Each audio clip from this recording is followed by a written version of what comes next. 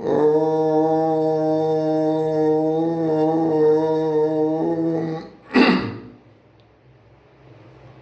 ईशावास्यमिदं सर्वं यत्किञ्च जगत्यां जगत् तेन त्यक्तेन भुञ्जीथा मा गृधकस्य स्विद्धनम्। सबको सादर सप्रेम नमस्ते जी। तो हम इस पहले मंत्र पर चर्चा कर रहे थे और हम नितांत दुखों से कैसे छूट सकते हैं उसकी चर्चा हुई। लेकिन आज वेद, उपनिषद और हमारे ब्राह्मण ग्रंथ हैं, उनके ज्ञान के बिना समस्त संसार का धर्म, कर्म, मान, कुलीनता, ये सब आज धन के आश्रित हो रहा है। जिसके पास धन है, अनेक दोषों के होने पर भी वो सदाचारी है और बिरादरी में उसके दुराचारों पर दृष्टि डालने वाला कोई व्यक्ति नहीं होता। और जिसके पास धन नहीं है वो बहुत गुणवान होता हुआ भी किसी मान के योग्य नहीं समझा जाता। इस अवस्था को देखकर ब्राह्मण, साधु भी, जिनके मत में धन रखना भारी पाप माना जाता था, वो भी धन कमाने में लग गए। बड़े बड़े धर्म प्रचारकों को हम देखते हैं, वो धन कमाने की धुन ने धर्म के मार्ग से हटाकर वो अधर्म के पथ पर चल पड़े हैं। और यही कारण है कि जनता की पैसे से वे बड़े बड़े मठ बना लेते हैं, बड़ी बड़ी कोठियाँ बना लेते हैं और जनता को कहते हैं कि इस माया से दूर रहो, ऐसे लोगों से सावधान हमें अवश्य रहना है, क्योंकि वो वैश्य हो चुके हैं, व्यापारी हो चुके हैं और अपने ब्राह्मण के कर्तव्य को छोड़ चुके हैं। जिनके भरोसे पर लोग अपने जीवन नौका को संसार सागर से पार लगाने की कामना कर रहे थे, वे लोग आज टके के चक्कर में फंस गए हैं। इन ऐसी अवस्था को देखकर ऐसा लगता है कि वास्तव में ईश्वर को जाने बिना, स्वयं को जाने बिना और प्रकृति को जाने बिना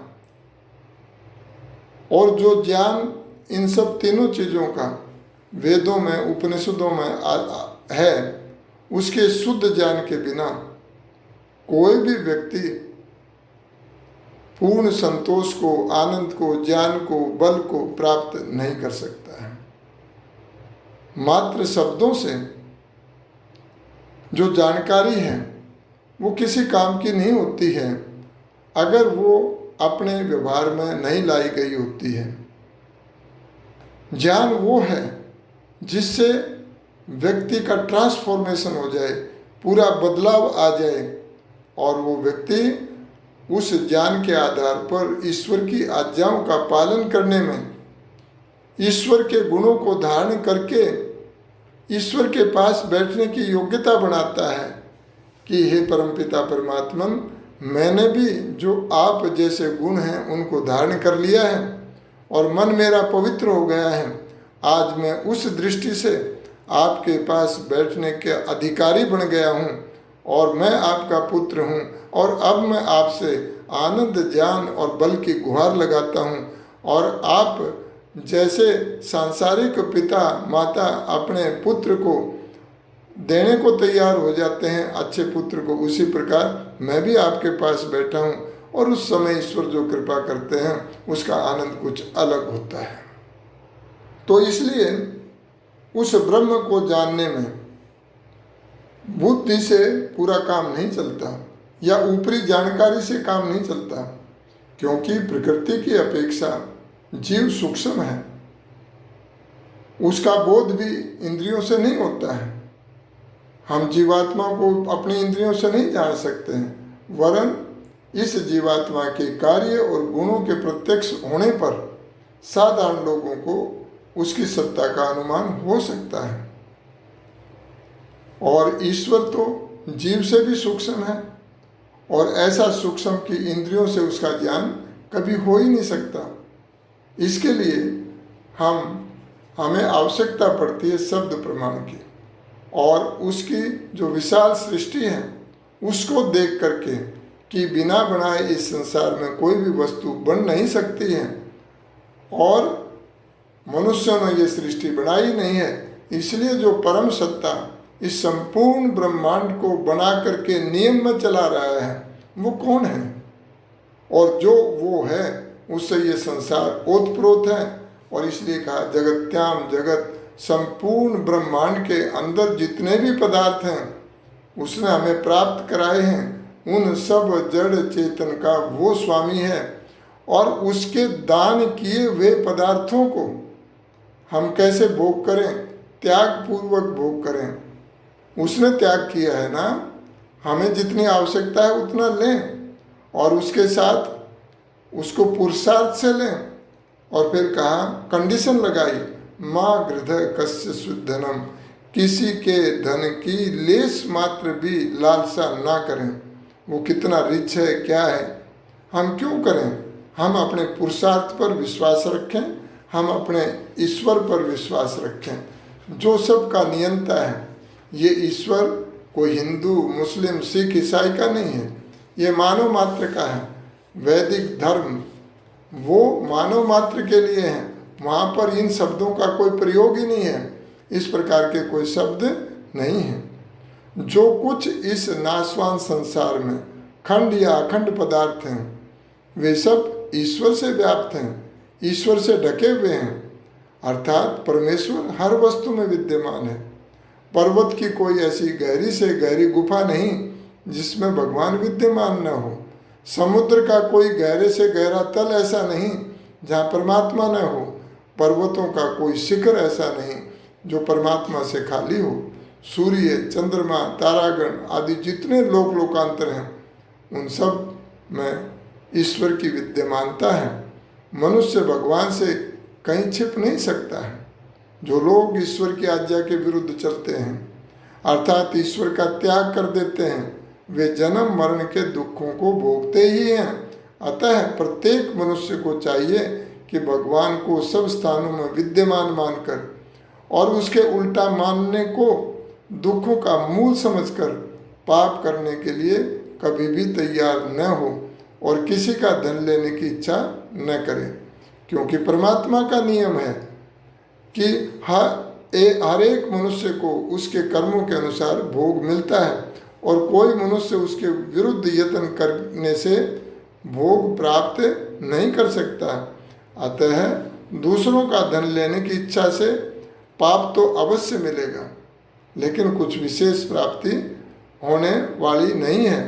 वो तो यही बात हो गई कि व्यक्ति लहसुन खा रहा है और रोग मिटाने के लिए खा रहा है, लेकिन रोग फिर भी नहीं मिटता है। कई बार ये प्रश्न उठते हैं कि ईश्वर हमें आँखों से दिखाई नहीं देता तो हम ईश्वर को कैसे मानें। ध्यान रहे, बहुत से पदार्थ सूक्ष्मता या दूरी आदि के कारण इंद्रियों से नहीं जाने जाते, किंतु उनकी सत्ता को सभी स्वीकार तो करते हैं।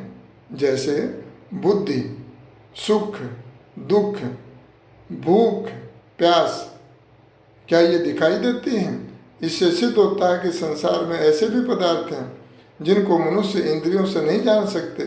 उनमें से एक ईश्वर भी है। और यह प्रश्न कि ईश्वर कहाँ है, यह सर्वथा अनुचित सा प्रश्न होता है, क्योंकि कहाँ शब्द उसके लिए आता है जिसको एक कोई सीमित जगह हो। मंत्र में ईश्वर को असीम बताया है इस संपूर्ण ब्रह्मांड में, क्योंकि जहाँ जहाँ उसने सृष्टि की रचना की है बिना रचनाकार के सहयोग के कोई भी चीज़ बन नहीं सकती है। एक हम मकान बनाते हैं वो भी नहीं बन सकता है। और कुछों का प्रश्न ये भी होता है कि ईश्वर क्या मैली जगह में रहता है। अरे भले आदमियों, भोले व्यक्तियों, कि ईश्वर कोई साकार है जिसको गंध लगेगी? ईश्वर निराकार है। साकार व्यक्ति को गंदी चीज से नफरत होती हो सकती है, वो उसके पास नहीं जाएगा। जिसमें जो है ही निराकार, उसको गंध वंध से क्या लेना देना? तो इस प्रकार के भी क्वेश्चन जो हैं वो अजीब लगते हैं। कुछ लोग ये कहते हैं कि जो लोग ईश्वर को नहीं मानते वे अधिक धनी दिखाई देते हैं, परंतु कर्मफल व्यवस्था के आधार पर ऐसा हम जब विचार करते हैं तो पाते हैं उनके जो प्रारब्ध में जो पहले किए हुए कर्म हैं उनके फलों के अनुसार उनको कुछ सुविधाएं प्राप्त अवश्य हो रही हैं, परंतु आज जो प्रेजेंटली क्रियमान कर्म वो कर रहे हैं उनका फल मैच्योर होने पर उन्हें अवश्य भोगना पड़ेगा। कुछ लोग प्रश्न करते हैं, क्या वेदों में धन कमाने का कोई विधान नहीं है? हाँ, निश्चित रूप से है, और कहा भी है, वयम श्याम पतयो रईनाम, हम धन और ऐश्वर्यों को स्वामी बने और उनको कर्तव्य पालन की दृष्टि से उनका भोग करें और उन साधनों का प्रयोग अच्छे ढंग से आम समाज के लिए भी करें। तो इस प्रकार का और कहा कि हमारे घर और हमारे इतने अच्छे हों कि उनमें वायुयान भी खड़ा रखने की जगह हो, यहाँ तक की कामना है। लेकिन उसमें शर्त यही है कि हम उसके साथ लिप्त न हों, उसको अपना न माने, डिटैच होकर के उनकी सेवाओं का लाभ लें तो ठीक है, और उसके साथ उन पदार्थों को यूज करके मुक्ति के साधनों को अपनाएं, वैराग्य को प्राप्त करें। और इस प्रकार से जब करेंगे तो उस समय आप ये देखेंगे कि अगर व्यक्ति इस प्रकार की भावना बना लें तो इस मंत्र के अनुसार वो चलना शुरू कर दें तो संसार से सब कलह दूर हो जाएं, चोरी डाकों और सेना की आवश्यकता न रहे, कचहरियाँ बंद हो जाएं, संसार में जितनी त्रुटियाँ दिखती हैं ना, कहीं उनका चिन्ह भी नहीं रहे।